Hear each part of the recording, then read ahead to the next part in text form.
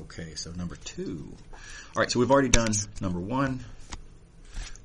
We're going to use that information, and this question says, we want to compute this triple integral over. This is the same box from question number 1, so that all that comes along for free, and that work is all this business here.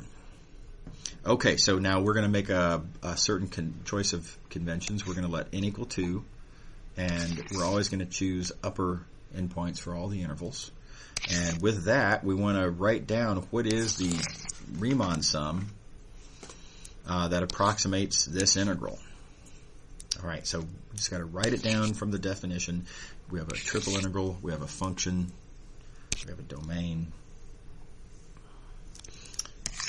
Okay, so I'll change my color. Triple integral of f dv is limit of summation I, j, and k, range over certain values, up, and then we're going to have, f of xi star, yj star, zk star, and then times, I ran out of space, I have to write small here, delta x, delta y, delta z. Right? Okay. Now, certain things that we know, we're not looking at the limit. We're going to approximate the integral by looking at a certain value of n, and specifically n is equal to 2. Yeah. Does that notation mean strictly equal sign? Yeah, this says is approximately equal to, or is approximated by, right. Exactly. Okay, so we're going to let n equals 2. So now let's think about this summation. What if we're going to let n equals 2, what that means is these values I, j, and k are going from 1 to n, namely from 1 to 2. So I is going to be 1 and 2, j is going to be 1 and 2, k is going to be 1 and 2. So grand total, we're going to have 8 different points to plug in. Right? Aren't we glad I didn't say n equals 5? That would be brutal. Okay. All right, now what are these numbers? Xi star, Yj star, etc. Well, again, the convention Xi star is Xi. Mm-hmm. So on this interval, keep in mind you're always looking in the ith slot on the x-axis. It's always from Xi minus 1 to Xi. Xi star is some point that we pick in here. And I'm just saying always pick the right endpoint. That's convention. Good news. We already have formulas for those things, right? So Xi star, if Xi star is Xi, we have that, and as you say, n is equal to 2. That's right. Okay. And Yj star is that, etc. Okay. All right. So that's our sort of outline of what we're going to be computing here, and it's a bunch of arithmetic. It's a matter of plugging it all in.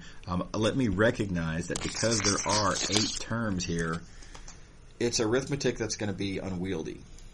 So I'm going to try to stretch out this arithmetic in a way that's easy to keep track of what's going on. Okay. So I'm going to write this down.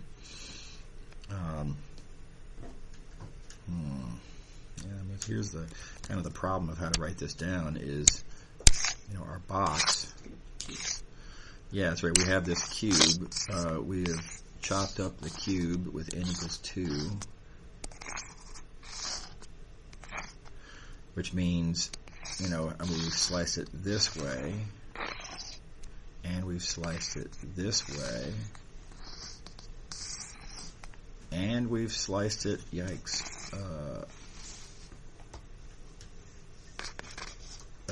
that's terrible. I'm going to do that one.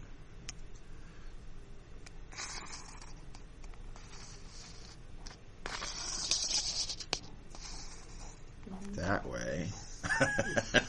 Right. So there's our 8 boxes, and it's hard to draw pictures of them. Now let me focus on one of these boxes. Let's look at, I don't know, let's say this one here.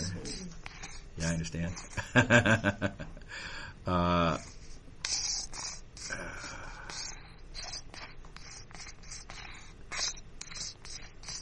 Right, so that's one of those boxes, and our choice was to always pick, xi star is xi, etc. So we're always picking the largest value of x, the largest value of y, the largest value of z. So we're going to go to the trouble of always picking what you might call the upper near right corner of each of these 8 boxes. Okay. Mm-hmm. All right, so those 8 upper near right corners are like that. So those are the 8 points where we're going to plug in. Right? All right. I'm just going to write some arithmetic down then. Let's see here. Let me give myself a little bit more room. Okay. So here are the 8 terms I need to worry about. There's different values of I, j, and k. First, when I is equal to 1, there's j is 1, k is 1, and also there's j is 1, k is 2. But also, when I is 1, j could be 2, and k could be 1, or j could be 2, and k could be 2. That's for I equals 1, right? Then there's also when I is equal to 2. We likewise have all these same options. Yeah. All right.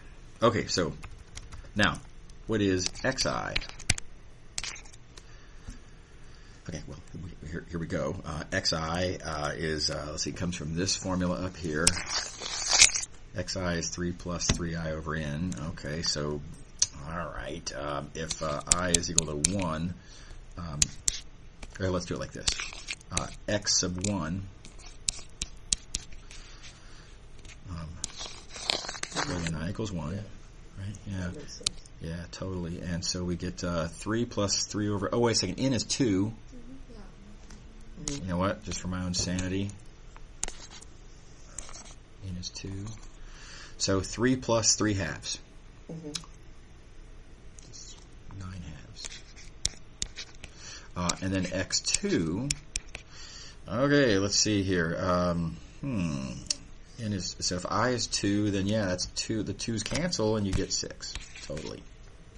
All right, so I'm going to go ahead and just write those numbers down in my list here. 9 halves and 6. So xi is 9 halves for all of these, and it's 6 for all of these. Now you got to likewise fill in what is yj in each of these cases. So analogous arithmetic. What is y1? What is y2? Let's see. Y1 is 7 halves. Y2 is 7. So appropriate to the value of j, I get 7 halves when j is 1, and I get 7 when j is 2. Okay, zk, y'all see the pattern here, right? So I'm going to let y'all do the zk. It's the same. You just plug in to this formula here, and that gives you those numbers. Now, okay, what do you do with all of these numbers here? Well, we've got to compute the value of f. Okay, all right. So now, good news, f is not that bad. This function f that we're plugging into is x plus 3y minus 2z. A little bit of arithmetic. It's a tough life. Right, and you just compute what that number is, and repeat, right, and a little bit of arithmetic. Well, yeah. So what? So what do we do with that? So now we know what all these values of f are. Keep in mind what we're trying to compute. Oh, I guess I'm up here. I already got this. Yeah, right. So I'm trying to compute this summation, but very importantly, I'm not just adding up the values of f. I'm adding up the values of f times those. Now, because we were clever or lazy, depending on how you want to put it, enough to choose delta x and delta y and delta z to all be constants, what we can do in this case is just take this and factor it outside of the summation. And that's very convenient in this case, right? So these are easy to see what delta x, delta y, and delta z are. They're 3 halves, 7 halves, and 5 halves. So we have 3 halves times 5 halves. Sorry, I already forgot. 3 halves, 7 halves, 5 halves. Okay.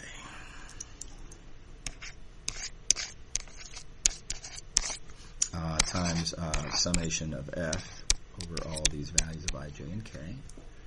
And so, yep. And so what we have is then 105 over 8 times this summation of f. Which is just the sum of like all those 8 Yep. points. That's right. We're going to take all of these, add them up, and then multiply by 105 over 8.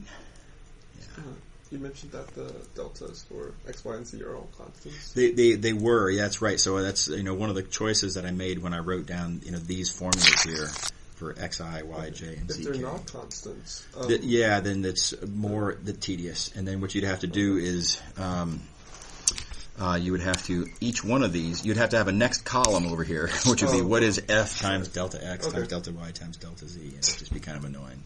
Right. What is an example of them not being constant? You can slice up a solid any way you want, right? It's free country, okay. right? And so if you just make the choice, for whatever reason, to slice it up in a lopsided manner, then you're going to make your algebra more inconvenient. So slicing like big, small.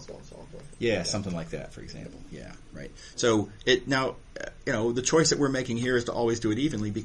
Among other things, it makes this arithmetic easier, right? Mm-hmm. It also makes it easier to write down the formulas, and it makes it easier to write down the definition, therefore. The problem is that it makes your definition more rigid, and in certain applications, that's actually harder to work with. Mm-hmm.